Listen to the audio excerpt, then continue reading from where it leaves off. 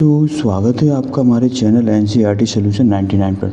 बच्चों आप हमें आशा है आप अच्छे होंगे, स्वस्थ होंगे और आपकी पढ़ाई अच्छे से चल रही होगी। बच्चों आज हम कक्षा 10वीं की विषय हिंदी के अंतर्गत कुछ महत्वपूर्ण वस्तुनिष्ठ प्रश्न देखेंगे बच्चों, जो आपकी आगे की परीक्षा के लिए बहुत ही उपयोगी साबित होंगे। तो बच्चों ये प्रश्न है, ये विगत वर्षों की परीक्षाओं में पूछे गए बच्चों वस्तुनिष्ठ प्रश्न हैं। इन प्रश्नों को बच्चों आप हल करें, पेन कॉपी लेकर बैठें और आप बताएं कि आपने कितने प्रश्नों को सही किया है। तो बच्चों स्टार्ट करते हैं। तो बच्चों पहला क्वेश्चन है कि सूरसागर के रचनाकार बताना। बच्चों तो आपको पता है बच्चों सूरसागर के रचनाकार है सूरदास है, और सूरदास की बच्चों दो रचनाएं और हैं, सूरसागर, सूर सारावली और साहित्य लहरी। ठीक है बच्चों, आपको याद रखना है इनकी दो रचनाएं और। इसके बाद बच्चों नेक्स्ट क्वेश्चन, प्रवंचना शब्द का शाब्दिक अर्थ क्या है। तो बच्चों प्रवंचना शब्द का अर्थ बताना है। तो प्रवंचना शब्द के बच्चों अर्थ दिए हैं प्रेम, घृणा, वात्सल और धोखा। तो बच्चों प्रवंचना शब्द का अर्थ होता है धोखा। बच्चों किसी व्यक्ति को धोखा देना, उसका अर्थ होता है प्रवंचना कहलाती है। इसके बाद करुण रस का स्थायी भाव बताना। बच्चों तो करुण रस का स्थायी भाव आपको पता है बच्चों कि करुण रस का स्थायी भाव होता है शोक।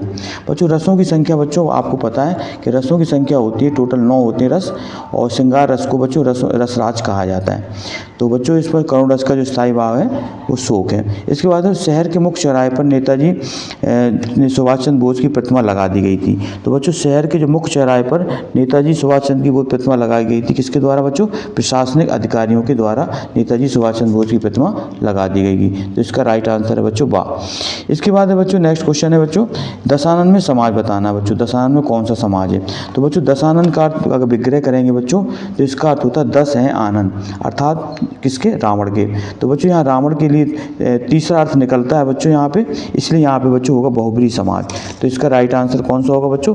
बहुब्री समाज। इसके बाद बच्चों नेक्स्ट क्वेश्चन देखते हैं बच्चों तारकेश्वर नाथ का असल नाम क्या था।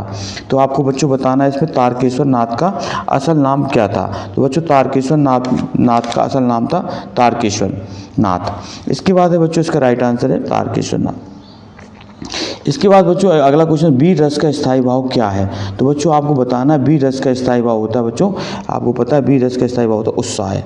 क्या होता है बच्चों? उत्साह है। तो वीर रस का स्थायी भाव क्या है बच्चों? उत्साह है। इसके बाद जबकि बच्चों भयानक रस का स्थायी भाव भय होता है, करुण रस का शोक होता है बच्चों, और शांत रस का स्थायी भाव निर्वेद होता है। तो ठीक है बच्चों, आपको इनका भी अर्थ समझ में आ गया होगा। इसके बाद बच्चों हिंदी दिवस किस दिनांक को मनाया जाता है। तो बच्चों आपको ध्यान रखना है हिंदी दिवस 14 सितंबर को मनाया जाता है बच्चों। कब मनाया जाता है बच्चों? 14 सितंबर। 14 सितंबर 1949 को हिंदी को राजभाषा के रूप में स्वीकार किया गया था, इसलिए हर वर्ष 14 दिसंबर को हम जो है हिंदी दिवस के रूप में मनाते हैं। तो ठीक है बच्चों, आपको क्लियर हो गया होगा। इसके बाद बच्चों हिंदी भाषा की लिपि कौन सी है। तो बच्चों आपको याद होगा कि हिंदी की जो लिपि है वो देवनागरी लिपि है। कौन सी लिपि है बच्चों? देवनागरी। हिंदी जो है कि लिपि देवनागरी है बच्चों, और ये दाएं से बाईं ओर लिखी जाती है। इसको आपको नोट डाउन करना है। वर्तमान में लगभग कितने लोग हिंदी भाषा का प्रयोग कर रहे हैं बताना बच्चों। वर्तमान में लगभग कितने लोग हिंदी भाषा का प्रयोग कर रहे हैं। तो बच्चों वर्तमान में लगभग हमारे 70 करोड़ व्यक्ति जो है लगभग हिंदी का प्रयोग करते हैं बच्चों। हिंदी जो है भारत के 10 राज्यों में बोली जाने वाली भाषा है, और ये सबसे ज़्यादा हिंदी का प्रयोग होता है बच्चों। तो हमारे 10 राज्यों में हिंदी बोली जाती, फिर भी बच्चों बड़ी विडंबना की बात है कि हिंदी को राष्ट्रभाषा का दर्जा नहीं दिया गया। इसके बाद बच्चों नेक्स्ट क्वेश्चन देखते हैं प्रश्न क्रमांक 11। प्रश्न क्रमांक 11 क्या कहता है बच्चों? प्रश्न क्रमांक 11 में पूछ रहा है कि किस भाषा को राष्ट्रभाषा कहते हैं। अब बच्चों आपको याद रखना किस भाषा को राष्ट्रभाषा कहते हैं। तो राष्ट्रभाषा बच्चों को कहलाती है किसी देश के बहुसंख्यक लोगों द्वारा बोलने जाने वाली भाषा को राष्ट्रभाषा कहते हैं। किसी देश के बहुसंख्यक लोगों द्वारा बोले जाने वाली भाषा को क्या कहते हैं बच्चों? राष्ट्रभाषा। इसका मतलब होता है कि बच्चों राष्ट्रभाषा जो होती है वो बहुसंख्यक लोगों द्वारा बोले जाने वाली भाषा होती है। तो बच्चों इसका राइट आंसर सा है, आपको याद रखना बच्चों सा। इसके बाद बच्चों ज्ञा किन वर्णों के योग से बना है? ज्ञा। तो ज्ञा बच्चों बना है जा और इया से। किससे बना है बच्चों? जा और इया से। तो इसको याद रखना, जा और इया के योग से बच्चों ज्ञा का निर्माण होता है। ये बच्चों संयुक्त व्यंजन में आता है ज्ञा। छा, छतरी, त्रास, त्रिशूल और ज्ञा, ये बच्चों संयुक्त व्यंजन में आते हैं। तो आपको ज्ञात होगा कि ज्ञा जो है जा और इया के योग से बना है। इसके बाद नेक्स्ट क्वेश्चन, भाषा का कौन सा अर्थ सही है। तो भाषा क्या है बच्चों, शब्द और वाक्यों का समूह है, ध्वनियाँ हैं, शब्दों को लिखित रूप है और सांकेतिक है। तो बताना बच्चों भाषा का कौन सा अर्थ सही है। तो बच्चों भाषा का जो सही अर्थ है वो है जो है शब्दों और वाक्यों का समूह है, वो बच्चों भाषा कहलाती है। इसका नेक्स्ट क्वेश्चन है, हिंदी में मूलतः कितने वर्ण हैं। तो बच्चों आपको याद रखना हिंदी में जो वर्णों की संख्या बच्चों वो है 52। कितनी बच्चों, 52। हिंदी में वर्णों की संख्या 52 है बच्चों। और हिंदी की लिपि है देवनागरी। कौन सी लिपि है बच्चों, हिंदी की लिपि देवनागरी बच्चों, जिसमें हिंदी में 4 संयुक्त व्यंजन हैं और 11 स्वर हैं और 33 व्यंजन हैं। ये भी आपको नोट डाउन करना। उपसर्ग का उपयोग किस स्थान पर होता है। तो बच्चों उपसर्ग का उपयोग जो है शब्द के प्रारंभ में उपसर्ग का उपयोग किया जाता है, आपको ये भी याद रखना है, शब्द के प्रारंभ में। नेक्स्ट, हिंदी की व्युत्पत्ति किस शब्द हुई। आपको बताना बच्चों हिंदी की व्युत्पत्ति किस शब्द हुई। तो हिंदी की व्युत्पत्ति बच्चों सिंधु शब्द से हुई है। किस शब्द से हुई बच्चों, सिंधु शब्द से। और शाखा बच्चों बाद में हा हो गया, इसलिए इसी से हिंदू शब्द की उत्पत्ति हुई और इसी से हिंदू। इसके बाद देवनागरी किस प्रकार की लिपि है। तो बच्चों देवनागरी जो लिपि है बच्चों अक्षरात्मक लिपि है।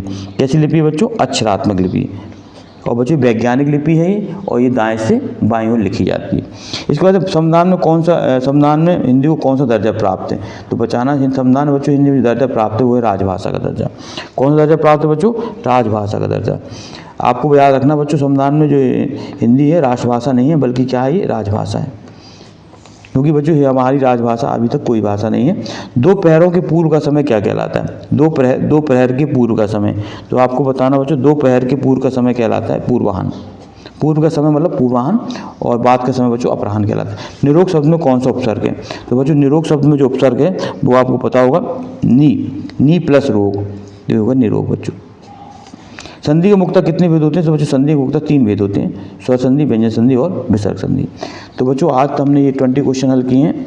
आप इन प्रश्नों को बच्चों देखें कि आपने कितना प्रश्न सॉल्व किए हैं और कितने आपके सही हैं, और हमें कमेंट सेक्शन में बताएं कि आपने कितने प्रश्न हल किए हैं बच्चों। तो बच्चों आई होप यू कि आपको ये प्रश्न समझ में आए होंगे। आपसे आशा है कि आप इसी तरह अपना प्रेम और स्नेह बनाए रखें और हमारे चैनल को सब्सक्राइब कर दें, लाइक कर दें और ज़्यादा से ज़्यादा लोगों को शेयर करें। नेक्स्ट वीडियो में बच्चों नए टॉपिक के साथ फिर उपस्थित होऊंगा। तब तक के लिए बच्चों जय हिंद, जय भारत।